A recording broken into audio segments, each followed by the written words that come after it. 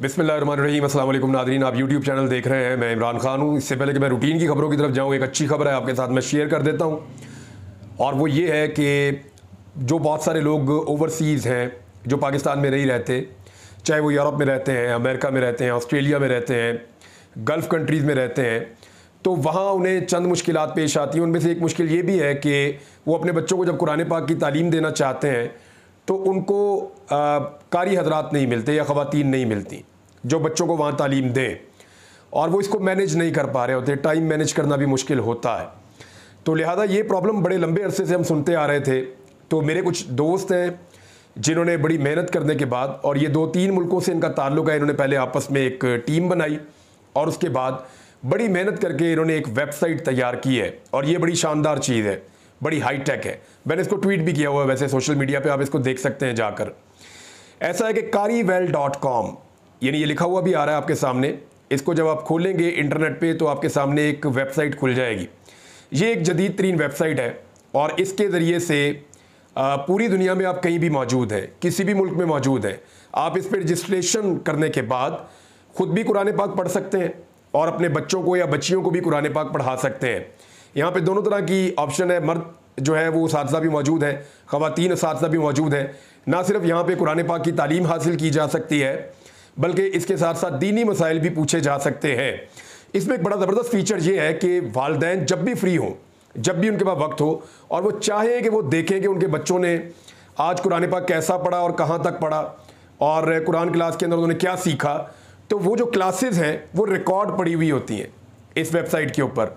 तो अपने बच्चे की क्लास को हर वालिदैन के पास ये एक्सेस होगी कि वो जब चाहे खोल कर देख लें, और वो खोल कर देखें 24 घंटे में, और देख कर उसको जान लें कि उनका बच्चा या बच्ची किस तरीके से कुरान पाक की तालीम में आगे बढ़ रहा है। तो आप चाहे दुनिया के किसी भी मुल्क में हैं, कहीं भी आप घूम रहे हैं, आप ट्रैवल कर रहे हैं, तो आपकी क्लास मिस नहीं हो सकती। ये आपको रेगुलर क्लासेस मिलेंगी। और जो इसमें उस्ताज़ा हैं वो आला तालीमी याफ्ता हैं और उनके जो पे स्ट्रक्चर है या उनकी जो तनख्वाहें हैं जो उनको मिलती हैं वो भी मुझे सुनकर बड़ी खुशी हुई। बहुत अच्छी तनख्वाहें उनको दी जा रही हैं और उनको बड़ी अच्छी ट्रेनिंग दी गई है, और वो खासे पढ़े लिखे लोग हैं, वो मुख्तलिफ ज़बानों में बातचीत कर सकते हैं, तो कोई लैंग्वेज बैरियर का भी ज़्यादा प्रॉब्लम नहीं होगा। तो ये एक बड़ा ज़बरदस्त इनिशिएटिव है। तो वो वालिदैन या वो ओवरसीज़ पाकिस्तानी जो परेशान थे, ख़ुद कुरान पाक पढ़ना चाहते हैं या अपने बच्चों को कुरान पाक की तालीम देना चाहते हैं और वो इसको मैनेज नहीं कर पा रहे, तो उनके लिए ये एक बड़ा आसान तरीका है। वो karivel.com पे जाएं, अपने आप को, अपने बच्चों को रजिस्टर्ड करें और फौरी तौर पे क्लासेस का आगाज़ कर दें। जी नाज़रीन, अब आ जाए रूटीन की खबरों की तरफ। और जो सबसे बड़ी खबर है वो पाकिस्तान तहरीक इंसाफ का जलसा था जो इस्लामाबाद में होना था, लेकिन पाकिस्तान तहरीक इंसाफ ने इस जलसे को मनसूख कर दिया। अच्छा, इसमें पाकिस्तान तहरीक इंसाफ ने बाकायदा अनाउंसमेंट की है जलसे की मनसूखी की। चेयरमैन पाकिस्तान तहरीक इंसाफ बैरिस्टर गौहर ने और दीगर लोगों ने साथ मिलकर एक प्रेस कॉन्फ्रेंस की और उसमें कहा कि हमने आज का जलसा मनसूख करने का फ़ैसला किया है। ये जलसा आइन के तहफ़्फ़ुज़ के लिए था। 4 महीने बाद एक NOC जारी हुआ था और वो भी अदालत के अहकामात पे हुआ था। डिप्टी कमिश्नर या चीफ कमिश्नर के कहने से NOC मुअत्तल नहीं हो सकता। हमने फिर भी कानून का सहारा लेते हुए इस्लामाबाद हाई कोर्ट में दरख्वास्त दायर की थी। हाई कोर्ट में जज मौजूद नहीं थे। हमने यही सोचा था कि इजाज़त लेकर जलसा करेंगे। ये फिर उन्होंने कहा जी हम दोबारा हाई कोर्ट भी गए थे लेकिन जजेस मौजूद नहीं थे, अगर हमें अदालत कह देती तो हम जाके जलसा कर देते। ये NOC अदालत के हुक्म पर मिला था पाकिस्तान तहरीक इंसाफ को, तो इसको ऐसे मुअत्तल कर देना और फिर ज़बरदस्ती चीज़ें उखाड़ कर ले जाना, फिर वहाँ पे कारकुनों की गिरफ्तारियाँ रिपोर्ट होना, और फिर जो उसकी वजह बनाएगी, वजह भी मैं आपको बता देता हूँ। लेकिन तहरीक इंसाफ या तहरीक तहफ़्फ़ुज़ आईन पाकिस्तान ने जलसे की इजाज़त ना देने पर तौहीन अदालत की दरख्वास्त दायर कर दी है। ये इस्लामाबाद हाई कोर्ट का मामला था, तो वहीं पे तौहीन अदालत की दरख्वास्त दायर हुई है और इसको सुनेंगे जस्टिस बाबर सत्तार साहब, क्योंकि उनका ये ऑर्डर था कि जलसा करने की इजाज़त दी जाए। अदालत में मौक़िफ़ इख्तियार किया गया कि DC इस्लामाबाद ने 4 जुलाई को अदालत को बताया कि NOC जारी कर दिया गया है, जिसके बाद आमिर मुग़ल सरकारी हुकाम को जलसा गाह के दौरे पर ले जाने के लिए DC ऑफिस गए, जहां से आमिर मुग़ल को पुलिस ने गिरफ़्तार कर लिया। मज़ीद बताया गया कि इस्लामाबाद पुलिस के ट्वीट से मालूम हुआ कि जलसा का NOC मनसूख कर दिया गया है। बाद में DC इस्लामाबाद में कल NOC मनसूख करने का लेटर भेज दिया।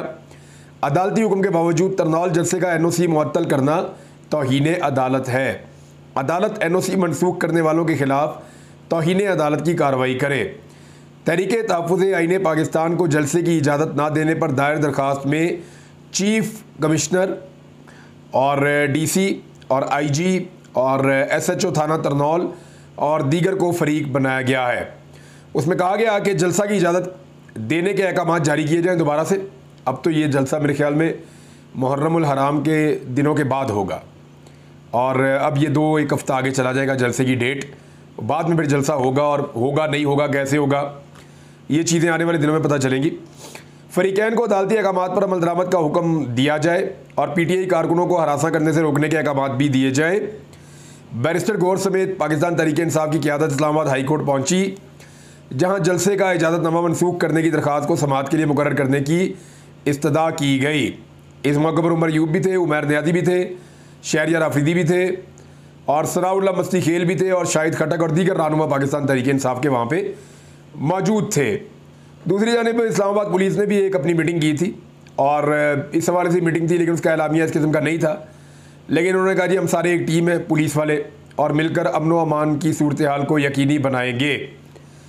अच्छा, वजह जो बताई गई है वो अब मैं आपके सामने रख देता हूँ कि जलसा जो ना होने की, वैसे रिएक्शन बड़ा खौफनाक आ रहा है पाकिस्तान तहरीक इंसाफ के कारकुन का, क्यों आ रहा है वो भी मैं आपको बताता हूँ। लेकिन पहले ज़रा जो हुकूमत ने वजह बताई है वो ज़रा सुन लें कि ये जलसा इस्लामाबाद में क्यों नहीं हो पा रहा। नोटिफिकेशन मुअत्तल करने का order chief commissioner Islamabad Mohammad Ali Randhawa की तरफ से जारी किया गया है। ये रंधावा साहब को आप देख लें, मोहम्मद अली रंधावा साहब ये चीफ कमिश्नर हैं इस्लामाबाद के। इन्होंने नोटिफिकेशन मुअत्तल करने का ऑर्डर जारी कर दिया। नोटिफिकेशन के मुताबिक मकामी अफराद की शिकायत और सिक्योरिटी इदारों की रिपोर्ट पर जलसे का नोटिफिकेशन मुअत्तल किया गया। आपको याद है जब ज़मान पार्क के बाहर पाकिस्तान तहरीक इंसाफ के कारकुन इकट्ठे हो गए थे, इमरान खान साहब की जब सिक्योरिटी वापस ले ली थी रियासत ने, तो वहाँ पे कारकुन आ गए थे सिक्योरिटी संभालने के लिए। तो उस वक्त भी ज़मान पार्क में कुछ ख़वातीन निकली और उन्होंने रोला डाल दिया कि जी ये हमारे घरों में जाने वाला रास्ता है, यहाँ पे ये कारकुन क्यों इकट्ठे हो गए हैं, ज़मान पार्क को ख़राब कर दिया, इनको निकाला जाए यहाँ से। वो बाद में पता चला कि उनमें से कुछ ख़वातीन जो है वो सरकारी मुलाजमीन है और वो यहाँ रहते ही नहीं, वो कहीं और रहते हैं। तो इस तरह की कार्रवाइयाँ हमने पहले भी बहुत देखी हैं। आपको याद होगा सारे मॉडल टाउन जब हुआ था तो सिर्फ चंद बैरियर्स, जो कानूनी बैरियर्स थे, अदालती अहकामात पर लगे हुए थे, चंद बैरियर्स हटाने के बहाने वहाँ पे पुलिस गई ऑपरेशन करने और 14 अफराद की जान ले ली थी। 100 के करीब लोगों को गोलियाँ लग गई थी, आपको याद होगा। तो इसी तरह ये भी कहा गया कि यहाँ पे भी लोग जो हैं वो मुखालफत कर रहे हैं कि यहाँ पे जलसा नहीं होना चाहिए। पाकिस्तान तहरीक इंसाफ का वर्कर पाकिस्तान के हर कोने में है, वाहिद जमात है। तो इस तरह तो पाकिस्तान में कोई भी नहीं कर सकेगा जलसा। अगर तहरीक इंसाफ का हर जगह का वर्कर लिख कर दे दे कि हम नहीं चाहते यहाँ पे नून लीग जलसा करे या पीपल्स पार्टी जलसा करे या MQM जलसा करे या फजल रहमान जलसा करे, वो कह सकते हैं। तो ये तो कोई बहाना ना हुआ, ये तो सिर्फ एक झूठी बात है। और साथ ये भी बताया गया कि कोई सिक्योरिटी इदारों को एक रिपोर्ट है, पुलिस ने तस्दीक की है कि 3 जुलाई को भारी मिकदार में असला और बारूद बरामद हुआ। संगजानी और तरनौल के इलाकों में इंटेलिजेंस बुनियाद पर ताहाल कार्रवाइयाँ जारी हैं। फिर DC ने इस जगह की इजाज़त क्यों दी? जलसा का तब्दील करने की इजाज़त दे देते ना कि जी आप F9 पार्क में कर लें जलसा या कहीं और आप जलसा कर लें। ऐसा नहीं किया उन्होंने, बल्कि उन्होंने जलसा होने नहीं देना था। उसके रीज़न हैं, देखें जो रिपोर्टें थी ना एजेंसियों की वो ये थी कि बहुत बड़े पैमाने पर इस्लामाबाद और रावलपिंडी के लोग निकल कर इस जलसे में शामिल हो जाएंगे। और एक रिपोर्ट ये थी कि खैबर पख्तूनख्वा से काफ़िले चल पड़े हैं, कोई कोहाट से आ रहे हैं, कोई वज़ीरिस्तान से आ रहे हैं, कोई चित्राल से जा रहे हैं, कोई एबटाबाद से जा रहे हैं। तो बहुत दूर दूर इलाकों से कारकुन निकल पड़े थे अपने काफ़िले लेकर। अब ये काफ़िले कुछ पहुंच गए, कुछ बेचारे रास्ते से वापस हुए। तो खैबर पख्तूनख्वा से तो काफ़िले आते हुए दिखाई दिए, लेकिन लाहौर से, मुल्तान से, गुजरावाला से, बाकी इलाकों से हमें कारकुन या उनके काफ़िले जाते हुए दिखाई नहीं दे रहे थे। उसका रीज़न ये है कि यहाँ पे सख्ती बहुत ज़्यादा है। दूसरा, यहाँ की क़यादत लोगों को मुतहरिक कर ही नहीं पा रही। क़यादत के ऊपर बहुत ज़्यादा जो है वो रुला पड़ा हुआ है, बहुत शोर मचा हुआ है, उस पर हम बात करते हैं। लेकिन फ़िलहाल इन्होंने कहा जी कि इस वक्त मुहर्रमुल हराम के बायस जलसे को महफूज बनाने के लिए, सिक्योरिटी फराम करने के लिए अफरादी क़ुव्वत भी हमारे पास नहीं, इतने बंदे नहीं हैं कि हम सिक्योरिटी दे सकें। ये गुंजानाबाद इलाका है और हवाई अड्डे, GT रोड और मोटरवे तक रसाई का अहम मुकाम है। तो अब जो है वो इसलिए हम यहाँ पे जलसा मनसूख कर रहे हैं। ये उन्होंने वजह बताई। तहरीक इंसाफ उसके बाद अदालत में चली गई। अब हो ये रहा है कि तहरीक इंसाफ के ऊपर सख्त तनकीद हो रही है और वो तहरीक इंसाफ के ज़्यादातर अपने कारकुन कर रहे हैं कि जनाब ये क्या बात है कि आप जलसा अनाउंस किया, तो 4 महीने के बाद अदालत ने आपको अप्रूवल लेके दी, आपने इजाज़त ली, अब आपने जलसा अनाउंस किया, रात गए तक आप कहते रहे कि ज़रूर होगा ज़रूर होगा, लोग अपने काफिले लेकर निकल पड़े और एंड टाइम पे आपने जो है वो मनसूख कर दिया। जो रिपोर्टर्स वहाँ पे मौजूद थे ऑन ग्राउंड वो ये कह रहे थे कि ये एक ऐसा इलाका है जहाँ पे हुकूमत जलसे को नहीं रोक पाएगी, या कम से कम एक पॉलिटिकल एक्टिविटी तो होगी, कारकुन आएंगे, पुलिस रोकेगी, गिरफ्तार करेगी, पॉलिटिकल एक्टिविटी होगी ना। पूरी दुनिया में इस वक्त नून लीग की हुकूमत अपनी फस्तायत और अपने जबर की वजह से गंदी हो चुकी है। कारकुन आते, पुलिस उनको गिरफ्तार करती, कारकुनों की अगले दिन जमानतें हो जानी थी। लेकिन ये जो गिरफ्तारियों के मनाजिर आने थे और ये जो गिरफ्तारियाँ और 2 नंबरी इस हुकूमत ने करनी थी इदारों के ज़रिए से, उससे ये मज़ीद पूरी दुनिया में एक्सपोज होते। देखें इस वक्त हुकूमत को चाहिए क्या? हुकूमत को चाहिए सियासी इस्तेहकाम, और सियासी इस्तेहकाम के लिए सबसे ज़्यादा मदद जो इस वक्त कर सकता है हुकूमत की, वो पाकिस्तान तहरीक इंसाफ की क़यादत है। वही मदद कर सकती है कि वो सियासी तौर पे अदम इस्तेहकाम पैदा होने वाले जितने अवामिल हैं उनको ख़त्म करती जाए। अब 2 तरीके हैं, एक तो ये कि हुकूमत खुलकर इजाज़त दे कि जी आप अपना जलसा करें और घर जाएँ, तो इसमें कोई अदम इस्तेहकाम नहीं होगा। वो आएंगे, अपना जलसा करेंगे, अपनी ताकत शो करेंगे, अपने मुतालबात रखेंगे, वापस चले जाएंगे। लेकिन हुकूमत डरपोक है, उनके पास पॉपुलैरिटी नहीं है, वो इमरान खान की पॉपुलैरिटी से डरते हैं। अब दूसरा तरीका ये है कि पीटीआई जलसे ही ना करे, क्योंकि अगर पीटीआई इस बात पे तुल गई कि उन्होंने जलसे करने हैं और हुकूमत इस बात पे तुल गई कि उन्होंने जलसे नहीं होने देने, तो फिर तसादुम होगा और तसादुम के नतीजे में अदम इस्तेहकाम पैदा होगा। और इस वक्त पाकिस्तान के इदारों की और हुकूमत की जो सबसे बड़ी ख्वाहिश है वो पाकिस्तान में इस्तेहकाम पैदा करना है, ताकि सियासी इस्तेहकाम के ज़रिए से मुआशी इस्तेहकाम आए। और मेरी दुआ है पाकिस्तान में आना चाहिए, सियासी और मुआशी इस्तेहकाम आना चाहिए। लेकिन जो फार्मूला अपनाया जा रहा है वो फस्तायत और जबर का है, उससे ये होता नहीं है। इसको करने के लिए अवाम की बात सुननी पड़ेगी, अवाम का मैंडेट अवाम को वापस करना पड़ेगा।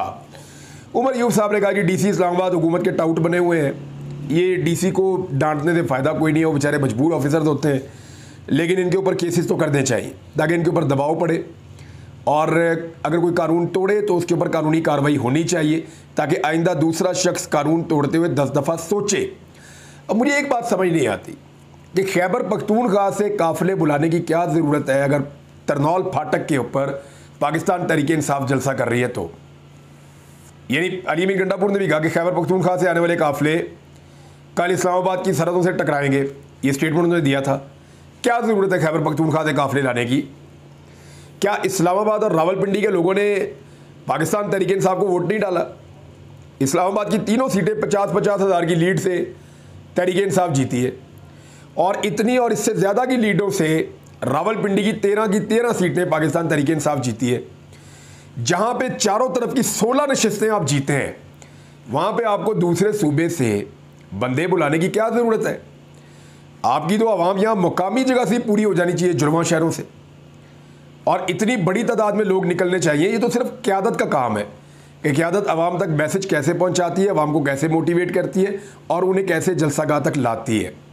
अगर सारा का सारा बोझ अली अमीन गंडापुर पर डालना है, या खैबर पख्तूनख्वा के लोगों पर डालना है, या खैबर पख्तूनख्वा की हुकूमत पर डालना है, तो फिर मेरे ख्याल में पंजाब के अंदर जो सियासतदान है उनको रिज़ाइन कर देना चाहिए, या उन्हें सियासत से दस्तबरदार हो जाना चाहिए। थोड़ा सा हौसला भी करना पड़ेगा। देखें, अब सबको आप इमरान खान के साथ जोड़ नहीं सकते, हर एक की अपनी अपनी मजबूरियाँ भी होती हैं। बाद औक़ात आपको, क्योंकि पाकिस्तान तहरीक इंसाफ के कुछ लोग ये कह रहे हैं कि इमरान खान साहब ने कहा कि बगैर एनओसी के जलसा नहीं करना, आप एनओसी लें और अदालती अहकामात के मुताबिक आप जलसा करें। अब एनओसी कैंसिल हो गया, लिहाजा हम दोबारा एनओसी लेंगे और जलसा करेंगे। ये तो हुई एक बात। लेकिन क्या इमरान खान साहब बाहर होते और वो बाहर मौजूद होते हुए उनको ऐसे एनओसी मिलता और एनओसी कैंसिल कर दिया जाता, तो आप सब मुझे ये बताएं, बेशक नीचे कमेंट में लिख के बता दें, मैं अगले वीलॉग में बता दूंगा आप क्या कह रहे हैं। तो क्या इमरान खान जिस तरह के वो सियासतदान हैं उनको एनओसी मिलता और बाद में कैंसिल कर दिया जाता आखिरी वक्त में, तो क्या इमरान खान अपना जलसा मनसूख कर देते या जलसे को रोक देते? ये एक बड़ा सवाल है, और मेरे पास जो इसका जवाब है वो ये है कि इमरान खान कभी नहीं रोकते। यानी इमरान खान की सियासत का सबको आइडिया है। अली अमीन गंडापुर ने कहा कि हुकूमत बैसाखियों पर बैठी है, आइन और अदालतों को नहीं मान रही। उन्होंने हुकूमत गिराने की धमकी भी दी है अली अमीन गंडापुर साहब ने। उन्होंने कहा इमरान खान के खिलाफ केसेस में कुछ नहीं है, हम हमेशा शख्सियात की बात नहीं इदारों की बात करते हैं। नवाज शरीफ और आसिफ जरदारी पर भी पर्चे हैं और लीगल तरीके से उनके ऊपर पर्चे हैं।